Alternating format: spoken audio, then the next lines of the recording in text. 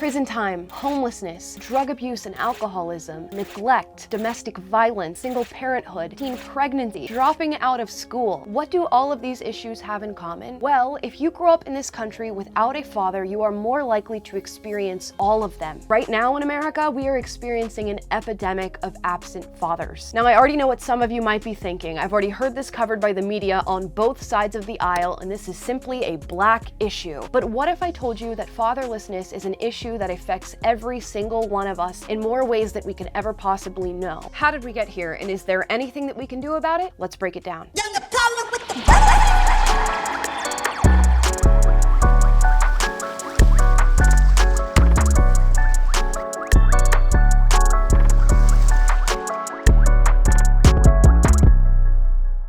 My parents got divorced when I was around 6 years old, and suddenly I was just seeing my father less and less. Weekly visits became monthly visits, became talking to each other once a year. That was my new normal, familiar strangers. To be honest, it didn't really affect me that much. One parent was enough, but I would come to find out later in life that I happened to be super lucky. Not because I didn't need anything from my dad or that there was nothing that he could truly give me, but because I managed to escape some of the horrific outcomes that can be attached to growing up with an absent father. So what are these outcomes? Well, I found that when compared to children from two-parent households, fatherless kids had a 2 times greater chance of infant mortality. They were more likely to face and perpetrate abuse and neglect. They were more likely to experience obesity. They were more likely to become pregnant as teens, more likely to drop out of school, more likely to abuse drugs, and more likely to go to prison. And those are just a few of the negative outcomes that we can trace back to fatherlessness. Imagine all of the things that we're missing. Now, I didn't know this, but according to Pew Research Center, the United States is the highest share of single parenting in the world. And the issue of fatherlessness in single parent households is an issue that continues to grow in this country. According to US Census data, in 1968, about 15% of US kids were living in a single parent household. Jump forward to now, and that number has doubled to 30%.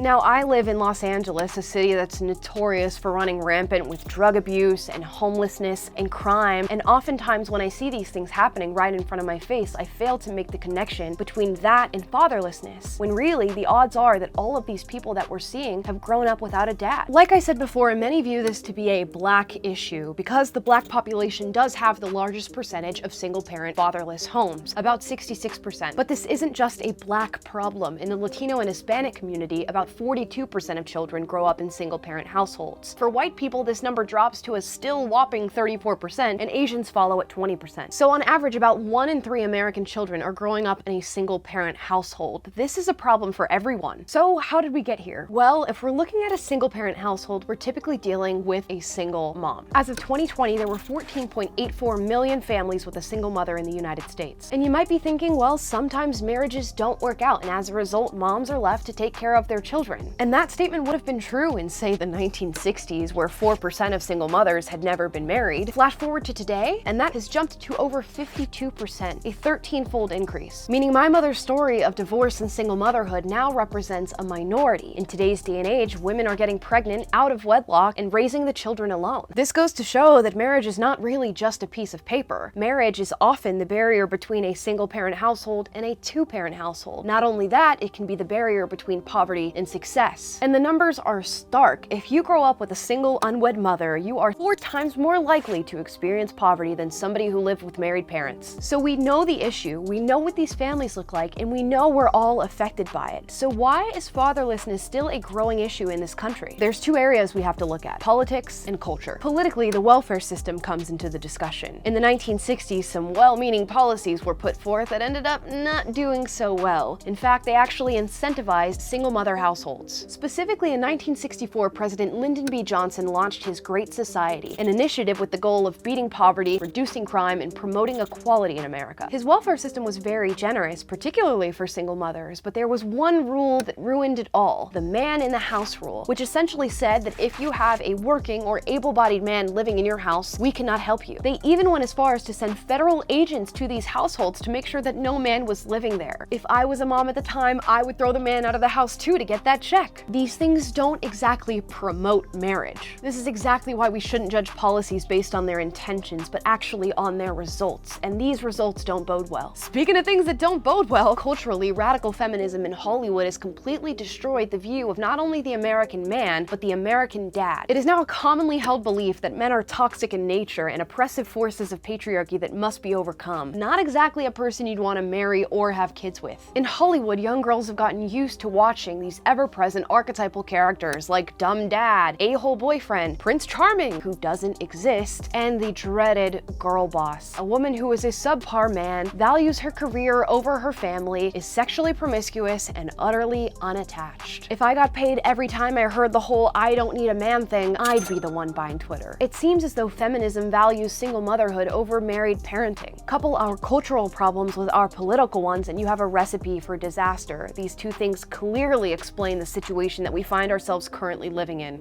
So you know everything now except for what can be done. For starters, we need a culture that values good men, good fathers, and good role models. Can you imagine how our perception of men would change if the media started showing good, well-rounded men taking on the responsibility of fatherhood? We need to step away from the toxic masculinity narrative and into one that values the inherent traits that men have. Politically, we should be looking at policies that don't incentivize single motherhood. Maybe take a look at that welfare system and do a little bit of tweaking. So of course, Hollywood's not going to start making these wonderful movies tomorrow, and we're certainly not going to get legislation in the coming days that suddenly changes all of these problems. What can we do right now to fix this? Well, there's a lot of things that we can do as individuals. First, reject these modern narratives of radical feminism and toxic masculinity. They're clearly not leading us down a good path and not doing anything that builds a fruitful society. Accept the fact that two-parent households are ideal. And that's not to denigrate the work of single mothers and single fathers, but we should all be striving towards what is best for our children, and that is a two-parent household. And let me make this clear, we cannot wait for Hollywood or politicians to come in and fix these problems. We have to fix these problems. And the fixing starts when we celebrate, appreciate, and honor fatherhood in our country by building a new culture that has a deep-seated love for parenthood and family, so that when that beautiful moment does come for them, they take on all the responsibilities that come along with it gladly. And to all the fathers and the future fathers watching this, we need you. We need you to be there as a good friend, a good role model, a good husband, a good